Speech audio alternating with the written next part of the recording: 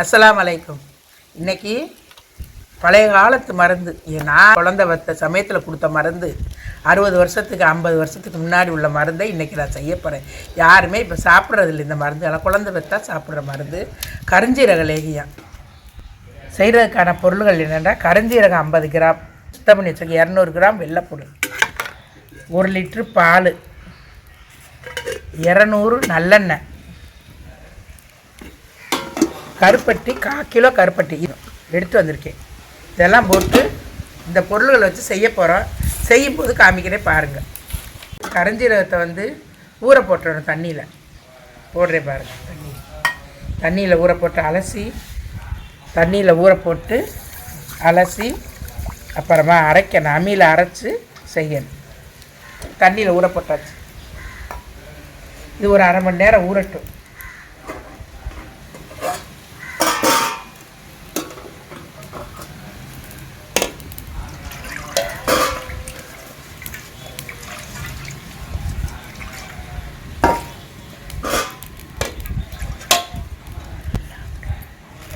பிஸ்மில்லாஹ்.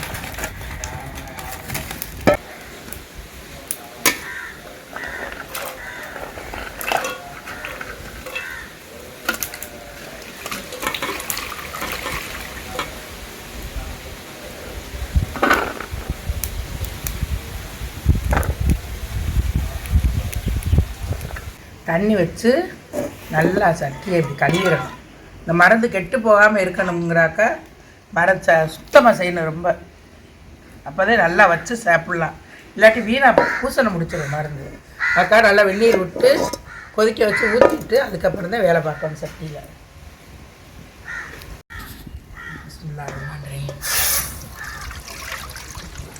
இது 1 லிட்ரு பால், 1 லிட்ரு பசும்பால். பாக்கெட் பால் வேணுங்கிறவங்க ஊற்றிக்கிறலாம். இது 1 லிட்டர் எங்களுக்கு பசும்பால் இருக்கிறதுனால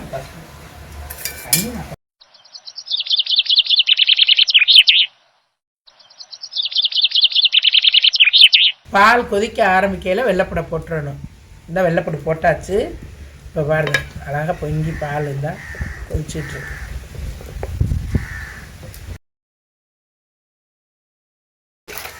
அடுத்து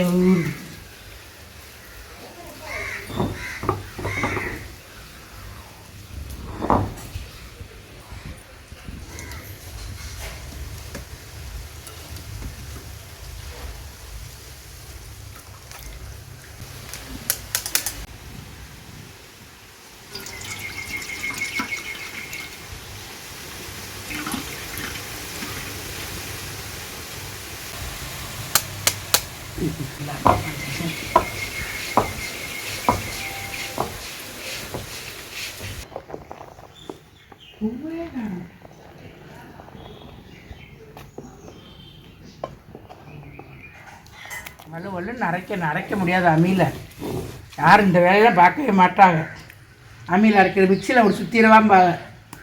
இதெல்லாம் அரைச்சிதே செய்யணும். அரைச்சிருந்தாதே இந்த மருந்து நல்லாயிருக்கும். கஷ்டமாக மல்லி மாதிரி இருக்கும். நெருண்டு அரைக்க கொஞ்சம் சிரமந்தேன். அரைச்சி தான் செய்யணும். அதெல்லாம்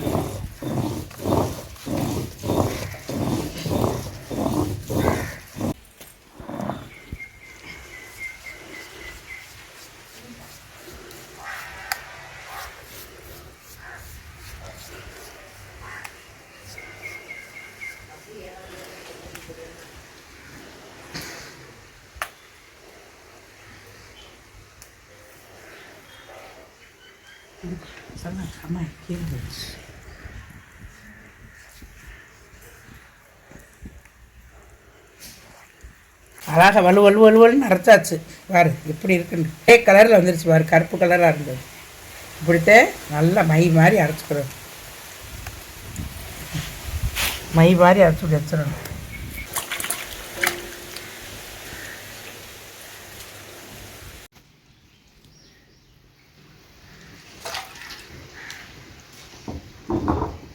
நல்லா மசிஞ்சு வெந்துருச்சு. இப்போ இந்த கருஞ்சீரகத்தை போடணும். இந்த நல்லா களி மாதிரி வெந்துருச்சு. இப்போ வெந்த உடனே இப்போ நம்ம என்ன செய்கிறோம், அந்த கருஞ்சீரகத்தை போடுறோம். இந்த அரைச்சி வச்சுருக்கிற கரிஞ்சீரகம் இப்போ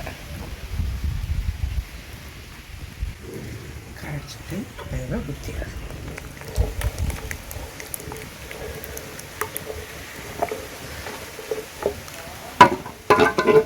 தண்ணிலாம் ஊற்றக்கூடாது.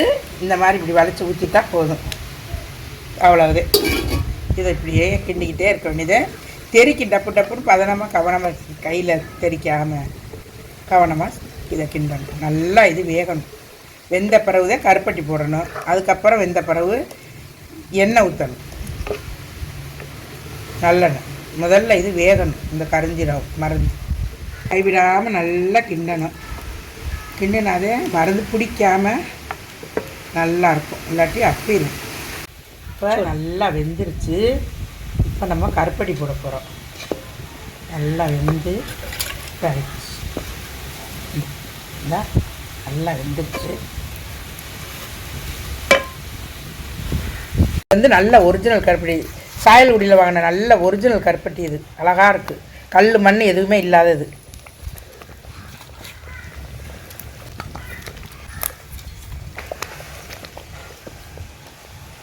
நல்ல லேதிய பதத்துக்கு வந்துருச்சு.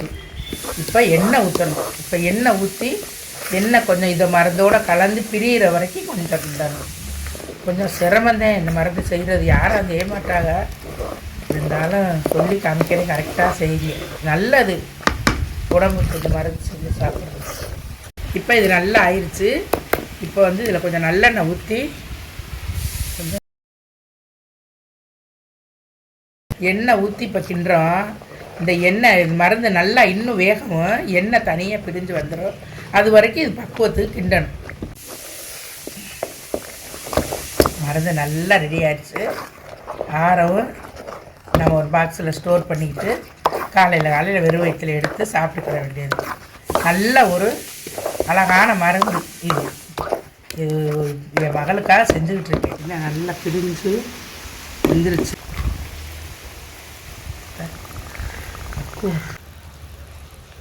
வந்துருச்சு. நம்ம எடுத்து இதை ஆற வச்சுட்டா இந்த பக்குவத்துக்கு வந்துடும். மருந்து வந்துருச்சு. சூடாக இருக்கனால கொஞ்சம் குளுகுலுன்னு இருக்குது. வந்துட்டால் அவ்வளோதான், மருந்து ரெடி. நீங்கள் இந்த மாதிரி ஒரு பாத்திரத்தில் எடுத்து வச்சுக்கோங்க. வச்சுட்டு காலையில் வெறும் வயிற்றில் சாப்பிடுங்க.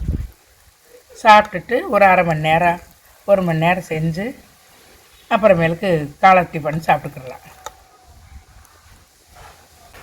கர்ப்பப்பைக்கு நல்ல ஒரு மருந்து, சத்து. எந்த புண்ணுன்னு இருந்தாலும் ஆறிடும். இந்த மாதங்களில் அதிகமாக போக்கு இருந்தாலும் தடைபடும். அதுக்கு கொஞ்சம் நல்ல ஒரு மருந்தாக இருக்கும் இது.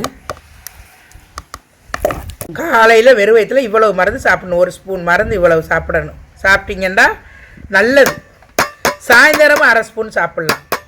சாயந்தரம் 4 மணிக்கு ஒரு 1/2 ஸ்பூன் சாப்பிட்டுட்டு ஒரு 5:30 மணிக்கு டீ குடிக்கலாம்.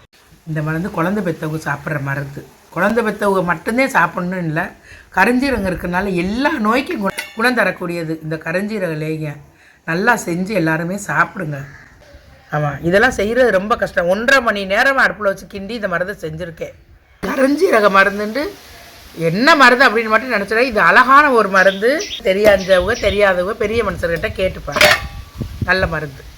எங்களோட வீடியோ பிடிச்சிருந்தா எங்களுக்கு சப்ஸ்கிரைப் பண்ணுங்கள், லைக் பண்ணுங்கள், ஷேர் பண்ணுங்கள்.